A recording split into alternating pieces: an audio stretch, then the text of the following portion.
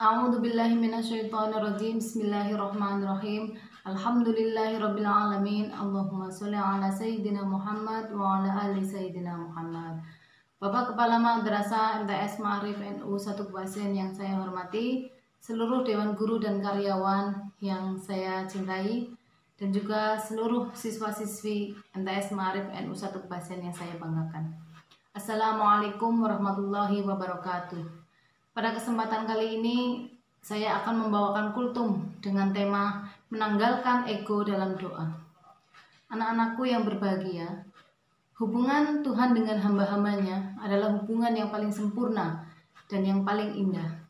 Meskipun Allah Subhanahu wa Ta'ala adalah Zat yang maha perkasa, yang maha kuat, dan yang maha berkuasa, namun Dia tidak pernah menjalin hubungan dengan hamba-hambanya berdasarkan kekuatan, berdasarkan intimidasi, maupun berdasarkan paksaan. Sebaliknya, Dia menjalin hubungan dengan hamba-hambanya berdasarkan kelembutan dan kasih sayang. Bahkan kasih sayang tiada berbatas.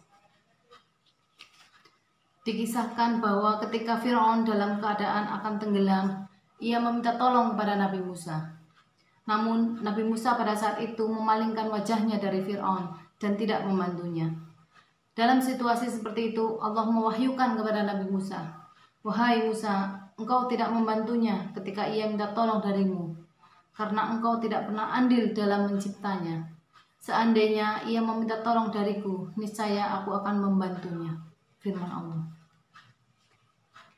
Berkenaan dengan figur Fir'aun, Tuhan masih memberikan celah untuk memperlakukan ia dengan kelembutan dan kasih sayang. Apabila Tuhan menjalin hubungan dengan hamba-hambanya berdasarkan kasih sayang, lalu bagaimana seharusnya seorang hamba menjalin hubungan dengan Tuhannya? Tentu hamba-hambanya harus menjalin hubungan dengan Tuhannya berdasarkan kasih sayang. Meskipun sering kita temui bahwa dalam fase perjalanan menuju Allah, sering kita jumpai seorang hamba mukmin, dia mencintai Tuhannya, dan pada saat yang sama dia juga mencintai dirinya sendiri. Dia seakan menyekutukan cintanya terhadap Tuhan. Sebagai contoh, ketika ia berdoa, ketika ia menghadap Tuhannya, seringkali ia hanya mencari kebutuhan, keperluan dirinya sendiri. Ia beribadah, ketika beribadah, ia hanya dalam rangka untuk kelancaran rezekinya. Ketika ia bersedekah, hanya bertujuan supaya ia selamat. Begitu juga ketika ia berzikir, seringkali dilakukan untuk kebutuhan dirinya sendiri. Memang tidak ada yang salah bahwa manusia mencintai dirinya sendiri dan juga meminta hajatnya kepada Tuhannya. Namun Tuhan akan senang apabila hamba-hambanya meminta sesuatu yang besar. Dalam kitab Raudhatul Kahfi dikisahkan bahwa suatu hari datang seorang Arab Badui kepada Rasul. Ia mengaku bahwa dia adalah orang yang pernah menjamu Rasul di kota Taif. Pada saat Rasul bepergian ke sana untuk berdakwah dan warga Taif mengusirnya. Rasul senang mendengar pengakuan tersebut. Kemudian beliau menawarkan balasan baik kepada si Arab Badui ini. "Minta sesuatu dariku," kata Rasul. Si Arab itu berpikir sejenak. Kemudian ia mengatakan, "Bagaimana kalau 200 ekor kambing dan pengembalanya, wahai Rasul?" Rasulullah dalam sekejap mengadakan apa yang diminta. Namun sesudahnya beliau bersabda, "Kenapa kemauan orang ini tidak setinggi dan sebesar kemauan si wanita tua dari Bani Israel?" Kemudian beliau bercerita tentang apa yang terjadi terhadap wanita tua tersebut. Suatu hari Allah memerintahkan Nabi Musa untuk memindahkan makam jenazah Nabi Yusuf dari Mesir ke Palestina. Untuk melaksanakan perintah tersebut, Musa mendatangi seorang wanita tua yang kebetulan mengetahui di mana letak makam Nabi Yusuf. Nabi Musa meminta wanita itu untuk menunjukkan kepadanya di mana letak makam Nabi Yusuf. Namun si wanita tadi mengatakan, "Wahai Musa, aku tidak akan memberitahukan di mana letak makam Nabi Yusuf, kecuali apabila engkau memenuhi semua keinginanku."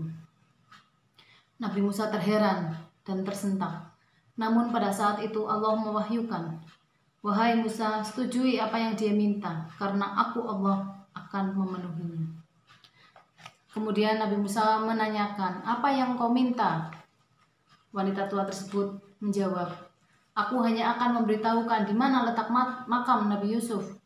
Hanya dengan syarat, aku akan dijamin kelak di akhirat bisa dikumpulkan di surga bersamamu." Kemudian Rasul terheran, kenapa si Arab Badui ini hanya meminta 200 ekor kambing dan seorang pengembala.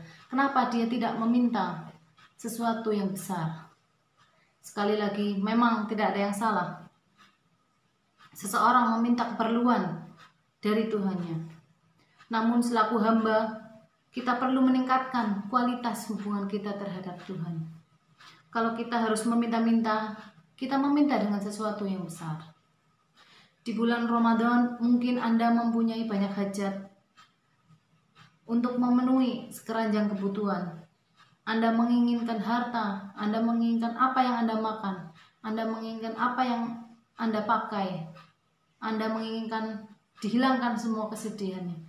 Silakan, Anda bisa minta itu semua dari Allah di bulan suci Ramadan ini. Namun ketahuilah bahwa untuk Allah tiada bedanya.